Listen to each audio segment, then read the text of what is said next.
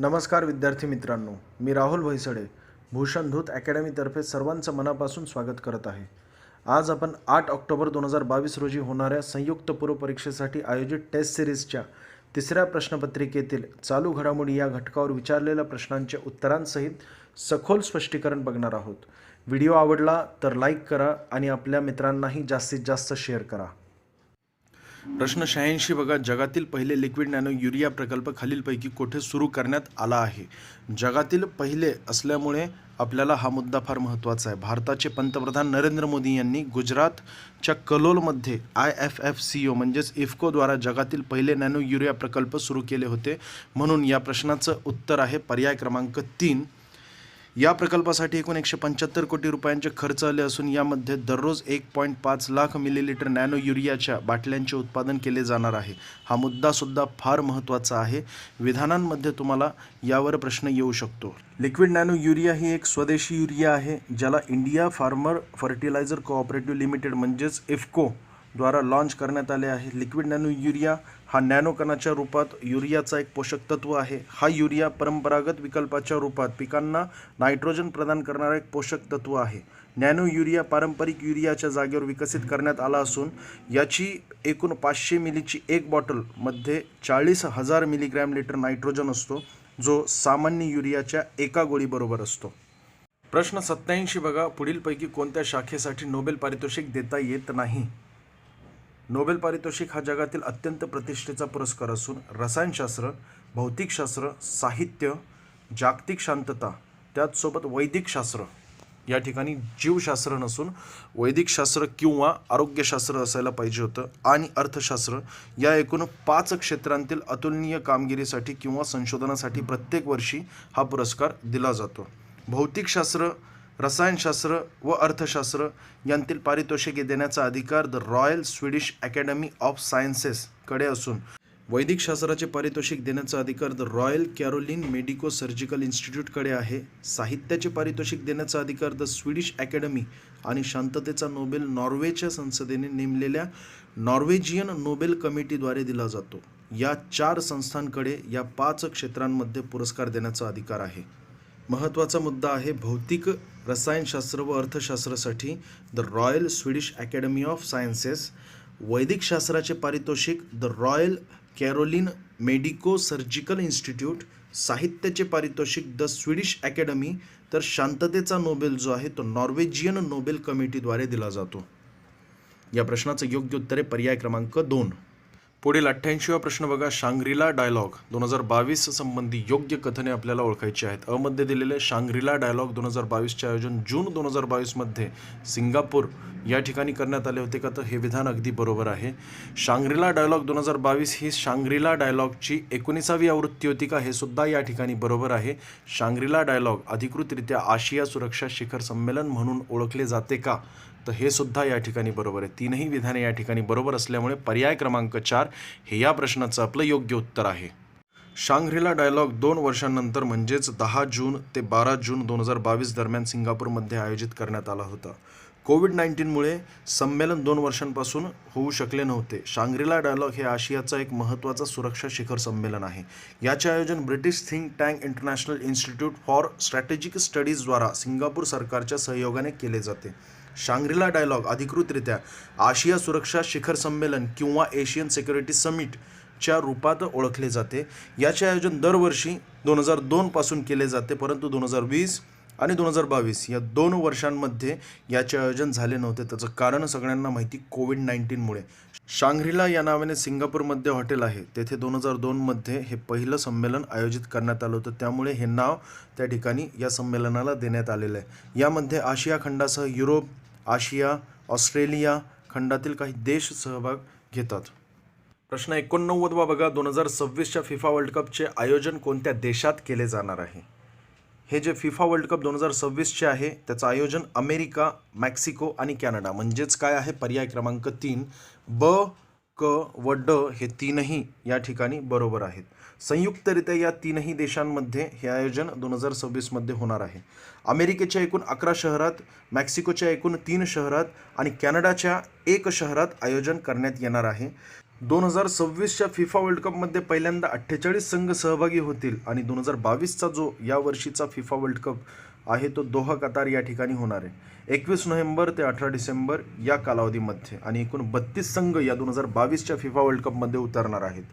फिफाची स्थापना आपल्याला विचारली तर 21 मे 1904 मध्ये झाली असून मुख्यालय झ्युरिक स्वित्झर्लंड या ठिकाणी आहे आणि सध्याचे अध्यक्ष यावरही वन लाईनरमध्ये प्रश्न विचारला जाऊ शकतो. जियानी इन्फेंटिनो हे वर्तमानचे फिफाचे अध्यक्ष आहेत. प्रश्न 90वा बघा, राष्ट्रीय MSME म्हणजेच काय तर micro small and medium enterprises द्वारे दिला जाणारा जो पुरस्कार आहे तो 2022 मध्ये प्रथम क्रमांकाचे पारितोषिक कोणत्या राज्याने पटकाविलेले आहे असा आपल्याला प्रश्न विचारला. याचं योग्य उत्तर आहे पर्याय क्रमांक 3. सूक्ष्म लघु आणि मध्यम उद्योग विभाग ओडिशा सरकारला MSMEच्या विकासासाठी विविध विकासात्मक पुढाकाराच्या आधारावर आणि त्याचसोबत MSME क्षेत्राचा प्रसार आणि विकास उत्कृष्ट योगदानासाठी राष्ट्रीय MSME पुरस्कार 2022 मध्ये प्रथम पुरस्कार मिळालेला आहे. त्याचसोबत बघा, बिहार आणि हरियाणा क्रमशः दुसऱ्या आणि तिसऱ्या क्रमांकावर आहेत. MSME क्षेत्राचा प्रचार आणि विकासामध्ये तमिळनाडूच्या विरुधुनगर जिल्ह्याने प्रथम क्रमांक पटकावला तर राजस्थानच्या नरौली आणि कालाहंडीने दुसरा आणि तिसरा क्रमांक पटकावलेला आहे. तर राष्ट्रीय MSME पुरस्कार 2022 मध्ये प्रथम क्रमांकाचे पारितोषिक कोणत्या राज्याला मिळालेले तर ते म्हणजे ओडिशा. पर्याय क्रमांक 3 हे या प्रश्नाचं योग्य उत्तर आहे. पुढील 91वा प्रश्न बघा, नुकतेच शेर बहादूर देवबा चर्चेत होते त्यांच्याशी संबंधित आपल्याला योग्य कथने ओळखायची आहेत. अ मध्ये दिलेलं आहे, शेर बहादूर देवबा यांनी एप्रिल 2022 मध्ये भारताचा 5व्यांदा दौरा केला होता का? तर विधान बरोबर आहे. भारताचे पंतप्रधान नरेंद्र मोदी यांच्या निमंत्रणावरून नेपाळचे पंतप्रधान शेर बहादूर देवबा यांनी 1 ते 3 एप्रिल 2022 दरम्यान 3 दिवसीय भारत दौरा केला होता. जुलै 2021 मध्ये पंतप्रधान झाल्यानंतर शेर बहादूर देवबा यांचा हा पहिला भारत दौरा होता म्हणून महत्त्वाचा मुद्दा आहे. परंतु पंतप्रधानांच्या रूपात हा 5वा भारत दौरा होता. या अगोदर ते 2004, 2002, 1997 आणि 2017 मध्ये पंतप्रधान पदावर असताना भारतात आले होते. दुसरा ब विधान बघा, शेर बहादूर देवबा यांच्या भारत दौऱ्यादरम्यान जयनगर ते कुर्था या रेल्वे लिंकचा शुभारंभ करण्यात आलेला आहे का? तर हेही विधान या ठिकाणी बरोबर आहे. या दौऱ्यादरम्यान दोन्ही देशांच्या पंतप्रधानांनी संयुक्त रूपात बिहारच्या जयनगर ते नेपाळच्या कुर्थापर्यंत 34.9 किलोमीटर लांबीची सीमापार रेल्वे लिंकचे लॉन्च आणि संचालन केले आहे. जयनगर ते कुर्था खंड जो आहे तो एकूण 68.7 किलोमीटर लांबीचा असून जयनगर बिजलपुरा बर्दीबास रेल्वे लिंकचा हा संपूर्ण भाग आहे. हा दोन्ही देशादरम्यानचा रेल्वे लाईनचा पहिलाच खंड आहे म्हणून महत्त्वाचा आहे. क विधान बघा, नेपाळ एप्रिल 2022 मध्ये ISA म्हणजेच इंटरनॅशनल सोलार अलायन्स आंतरराष्ट्रीय सौर आघाडीच्या फ्रेमवर्क करारावर स्वाक्षरी करणारा 200वा देश ठरलेला आहे का? तर हे विधान या ठिकाणी चुकीचं आहे. 1 एप्रिल 2022 रोजी नेपाळ आंतरराष्ट्रीय सौर आघाडी म्हणजेच इंटरनॅशनल सौर अलायन्समध्ये सामील झाला होता परंतु तो फ्रेमवर्क करारावर स्वाक्षरी करणारा 200वा देश नसून 105वा देश ठरलेला आहे. म्हणून या ठिकाणी केवळ अ व ब दोनचं विधान बरोबर असल्यामुळे पर्याय क्रमांक 1 हे या प्रश्नाचं योग्य उत्तर आहे. प्रश्न 92 बघा, चमेली देवी जैन पुरस्कारासंबंधी आपल्याला अयोग्य कथन निवडायचं आहे. 1 मध्ये दिलेलं आहे, चमेली देवी जैन पुरस्कार एका उत्कृष्ट महिला पत्रकाराला दिला जातो का? तर विधान 1 अगदी बरोबर आहे. हा पुरस्कार भारतामध्ये महिला मीडिया पर्सन पत्रकारांसाठी वार्षिक पुरस्कार म्हणून घोषित केला जातो. हा पुरस्कार सामाजिक विकास, राजकारण, इक्विटी, लैंगिक न्याय, आरोग्य, युद्ध संघर्ष आणि ग्राहक मूल्यासारखे विषयांवर रिपोर्ट करणाऱ्या महिला पत्रकारांना दिला जातो. त्यामुळे पहिलं विधान अगदी बरोबर आहे. दुसरं विधान बघा, चमेली देवी जैन पुरस्काराची स्थापना सन 1980-81 मध्ये करण्यात आली होती का? तर दुसरंही विधान या ठिकाणी अगदी बरोबर आहे. तिसरं विधान बघा, चमेली देवी जैन पुरस्कार 2021चा नीतू सिंग यांना देण्यात आलेला आहे का? तर नीतू सिंग यांना 2021चा नसून 2020चा पुरस्कार देण्यात आलेला आहे हा चमेली देवी जैन पुरस्कार. त्यामुळे विधान 3 चुकीचं आहे. तर 2021चा हा चमेली देवी जैन पुरस्कार मुंबईच्या पत्रकार आरिफा जोहरी यांना देण्यात आलेला आहे. आरिफा जोहरी या मुंबईमध्ये स्क्रॉल इनसाठी काम करतात, हेही या ठिकाणी फार महत्त्वाचं आहे. चौथा पर्याय बघा, चमेली देवी जैन पुरस्कार मीडिया फाउंडेशनद्वारे दिला जातो का? तर हे विधान या ठिकाणी बरोबर आहे. आपलं या प्रश्नाचं योग्य उत्तर काय असायला पाहिजे? अयोग्य कथन ओळखायचं होतं आपल्याला. पर्याय क्रमांक 3 हे अयोग्य कथन आहे. प्रश्न 93 बघा, 64वा ग्रॅमी पुरस्कार 2022 संबंधी आपल्याला योग्य जोडी ओळखायची. आपल्याला असाही प्रश्न विचारला जाऊ शकतो की ग्रॅमी पुरस्कार 2022 हा कितवा होता, तर हा 64वा आहे. पहिला बघा जोडी, रेकॉर्ड ऑफ द इयर पुरस्कार हा leave the door open silk sonic यांना मिळालेला आहे का, तर अगदी बरोबर आहे. सिल्क सोनिक ब्रुनो यार्स आणि रॉपर ड्रमर अँडरसन पाक यांच्या संयुक्त प्रोजेक्ट लिव्ह द जो ओपनला रेकॉर्ड ऑफ द इयर पुरस्कार मिळालेला आहे. दुसरं बघा, अल्बम ऑफ द इयर पुरस्कार फ्रीडम जॉन बॅटिस्ट यांना मिळालेला आहे का, तर जॉन बॅटिस्ट यांना अल्बम ऑफ द इयर पुरस्कार मिळालेला आहे, परंतु ते फ्रीडमसाठी नसून वी आर या अल्बमसाठी मिळालेला आहे, म्हणून या ठिकाणी दुसरं विधान चुकीचं आहे, दुसरी जोडी चुकीची आहे. तिसरं बघा, सर्वोत्कृष्ट बालसंगीत अल्बम ए कलरफुल वर्ल्ड फाल्गुनी शहा यांना मिळालेलं आहे का, तर हे विधान बरोबर आहे, ही जोडी बरोबर आहे. भारतीय अमेरिकन गायिका फाल्गुनी शाह यांना एक कलरफुल गर्लसाठी सर्वोत्कृष्ट बालसंगीताचा पुरस्कार मिळालेला आहे. चौथी जोडी बघा, सर्वोत्कृष्ट नवीन युग album Divine Tides Ricky Kej आणि स्टीवर्ट कोपलँड यांना मिळालेलं आहे का, तर हे अगदी बरोबर आहे. बंगळुरूचे संगीतकार रिकी केज यांनी अमेरिकन संगीतकार स्टीवर्ट ओपलँडसोबत डिवाइड टाइड्ससाठी सर्वोत्कृष्ट नवीन युगच्या अल्बमचा पुरस्कार मिळवला होता, म्हणून पर्याय क्रमांक 4 हेही या ठिकाणी बरोबर आहे. आपल्याला प्रश्नामध्ये विचारलं होतं योग्य जोडी, परंतु प्रिंटिंग मिस्टेक झालेली आहे. योग्यच्या जागेवर अयोग्य जोडी आपल्याला ओळखायची होती. पर्याय क्रमांक 2 हे या प्रश्नाचं योग्य उत्तर आहे. हे 64वे वार्षिक ग्रॅमी अवॉर्ड्स लास वेगासमध्ये आयोजित करण्यात आले होते. पहिल्यांदाच हे पुरस्कार लास वेगस नेवादा USA मध्ये आयोजित करण्यात आले होते. 64व्या ग्रॅमी अवॉर्ड्समध्ये 1 सप्टेंबर 2020 ते 30 सप्टेंबर 2021 दरम्यान करण्यात आलेल्या रेकॉर्डिंगला मान्यता देण्यात आली. या पुरस्काराची सुरुवात सन 1957 मध्ये करण्यात आलेली आहे. हा पुरस्कार रेकॉर्डिंग अकॅडमी किंवा national academy of recording arts and सायन्सेसद्वारा दिला जातो. या प्रश्नाचं योग्य उत्तर आहे पर्याय क्रमांक 2. प्रश्न 94 बघा, भारताचा पहिला खाजगी व्यावसायिक इमेजिंग उपग्रह शकुंतला कोणत्या अंतराळ संस्थेमार्फत प्रक्षेपित करण्यात आलेला आहे, पर्याय क्रमांक 4 हे याचं योग्य उत्तर आहे. भारताचा हा पहिला खाजगी व्यावसायिक इमेजिंग उपग्रह असून त्याला शकुंतला नावाने ओळखलं जातं आणि हा जो आहे तो स्पेसएक्स अंतराळ संस्थेमार्फत प्रक्षेपित करण्यात आलेला आहे. 1 एप्रिल 2022 रोजी भारतीय अंतराळ तांत्रिक स्टार्टअप प्रिन्सेलचा उच्चतम रेझोल्यूशन हायपर स्पेक्ट्रल आणि चिक कॅमेरा असणारा पहिला उपग्रह शकुंतला, ज्याला TD2 स्पेसएक्स फाल्कन 9 रॉकेटच्या माध्यमातून ट्रान्सपोर्टर 4 मिशन अंतर्गत लॉन्च करण्यात आलेला आहे. शकुंतला प्रिन्सेलचे 36 उपग्रह नियोजित नक्षत्राचा एक हिस्सा आहे. शकुंतला हा भारताचा पहिला व्यावसायिक इमेजिंग उपग्रह असून प्रिन्सेलने बनविलेला आहे. वजन 15 किलोग्रॅम. हा उपग्रह जो आहे तो 10 मीटर प्रति प्रिन्सेल रिझोल्यूशननुसार फोटो काढण्यास सक्षम आहे. या प्रश्नाचं योग्य उत्तर आहे पर्याय क्रमांक 4. भारताचा पहिला व्यावसायिक इमेजिंग उपग्रह शकुंतला हा स्पेसएक्स अंतराळ संस्थेमार्फत प्रक्षेपित करण्यात आला आहे. प्रश्न 95 बघा, दुसऱ्या खेलो इंडिया युनिव्हर्सिटी गेम्स 2021 संदर्भातील योग्य कथने आपल्याला निवडायची आहेत. दुसऱ्या खेलो इंडिया युनिव्हर्सिटी गेम 2021चा शुभांकर वीरा होता का, तर विधान बरोबर आहे. ब विधान बघा, दुसऱ्या खेलो इंडिया युनिव्हर्सिटी गेम्स 2021चे आयोजन ओडिसाने केले होते का, तर या ठिकाणी ओडिसाने नसून कर्नाटकची राजधानी बंगळूरमधील जैन विद्यापीठाद्वारा हे आयोजन करण्यात आले होते, म्हणून ब विधान या ठिकाणी चुकीचं आहे. क विधान बघा, दुसऱ्या खेलो इंडिया युनिव्हर्सिटी गेम्स 2021मध्ये योगासन आणि मल्लखांबचा समावेश करण्यात आला होता का, तर कही विधान या ठिकाणी बरोबर आहे. पर्याय क्रमांक 2 हे या प्रश्नाचं योग्य उत्तर आहे. आपल्याला योग्य कथने विचारली होती. दुसऱ्या खेलो इंडिया युनिव्हर्सिटी गेम्स 2021चे अधिकृत गीत चंद्र शेट्टी आणि निखिल जोशीद्वारा गायण्यात आले होते. यामध्ये भारतातील 20 खेळांत प्रतिनिधित्व करणाऱ्या 4500 ॲथलीटने सहभाग घेतला होता. या स्पर्धेमध्ये योगासन आणि मल्लखांबाचा पहिल्यांदाच समावेश करण्यात आला होता. हा मुद्दा फार महत्त्वाचा आहे, यावर प्रश्न विचारण्याचे चान्सेस आहेत. कर्नाटक सरकारने या स्पर्धेला green games zero waste zero plastic games घोषित केले होते. पहिली खेलो इंडिया युनिव्हर्सिटी गेम ही 2020मध्ये आयोजित करण्यात आली होती आणि ती ओडिसामध्ये झाली होती. त्यामुळे या ठिकाणी विधान दुसरं चुकीचं असल्यामुळे केवळ अ व ब हे दोन विधान बरोबर आहेत. पर्याय क्रमांक 2 हे या प्रश्नाचं अगदी योग्य उत्तर आहे. प्रश्न 96 बघा, खालील विधाने विचारात घ्यायची आहेत आपल्याला.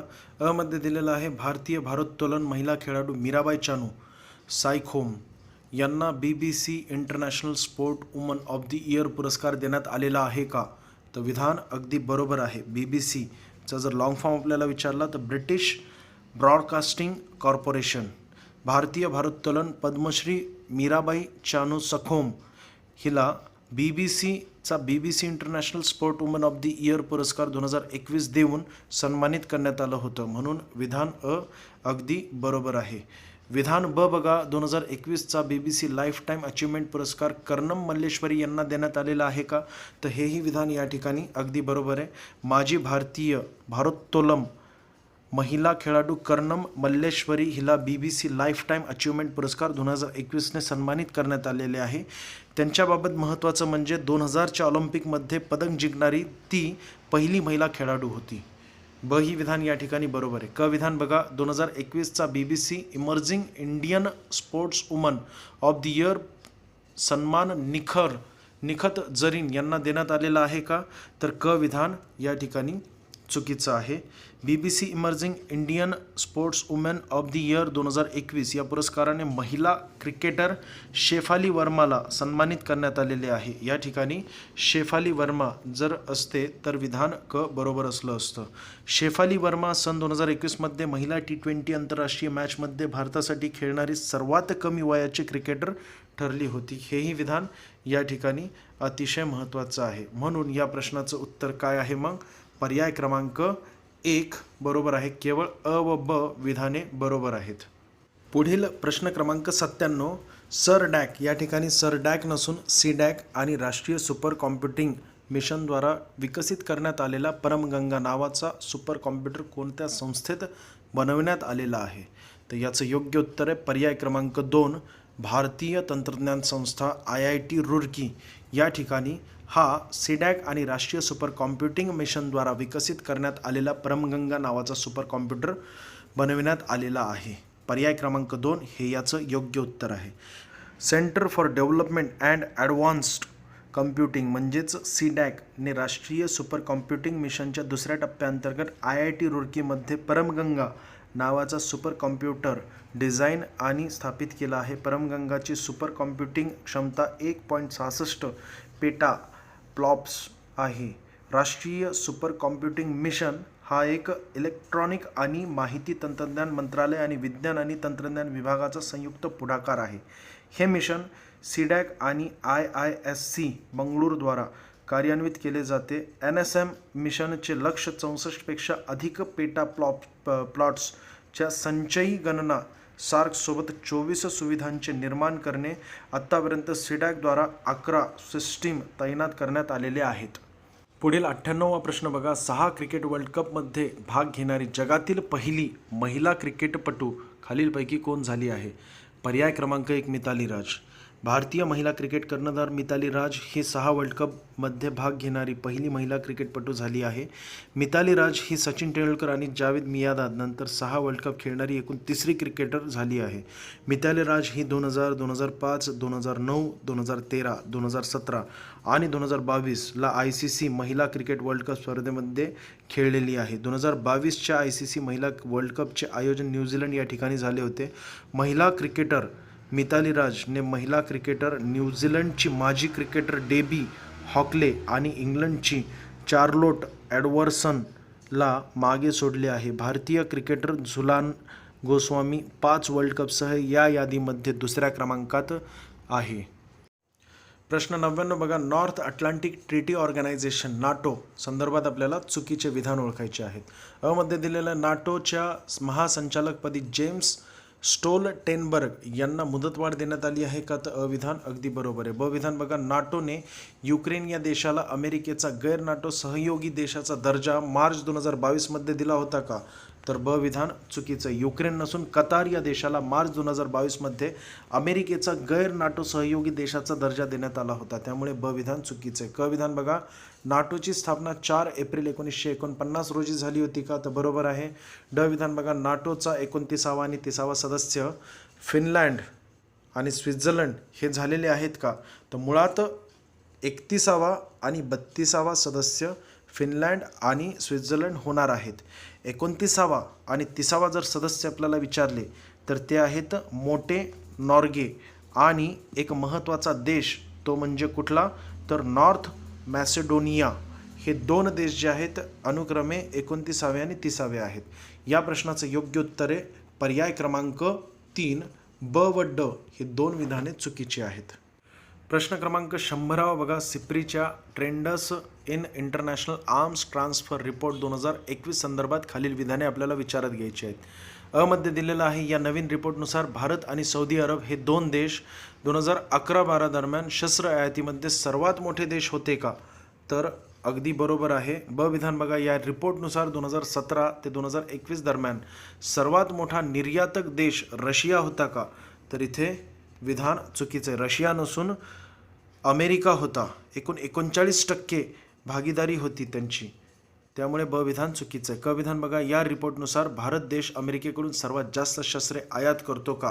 तर क ही विधान या ठिकाणी चुकीचं आहे. भारताचा एकूण आयातींपैकी 85% आयात रशिया आणि फ्रान्स या दोन देशांकडून होते, म्हणून क ही विधान या ठिकाणी चुकीचं आहे.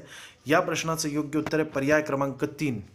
स्टॉकहोम इंटरनॅशनल पीस रिसर्च इन्स्टिट्यूटने trends in international arms transfer 2021 नावाची नवीन रिपोर्ट जारी केलेली आहे. या नवीन रिपोर्टनुसार भारत आणि सौदी अरब 2017 ते 21 दरम्यान शस्त्र आयातीमध्ये सर्वात मोठे देश ठरलेले आहेत. दोन्ही देशांनी जागतिक शस्त्राच्या खरेदीमध्ये 11% भागीदारी जी आहे त्यांची आहे. भारताचा एकूण आयातींपैकी 85% आयात जी आहे ती रशिया आणि फ्रान्स या दोन देशांमधून होते.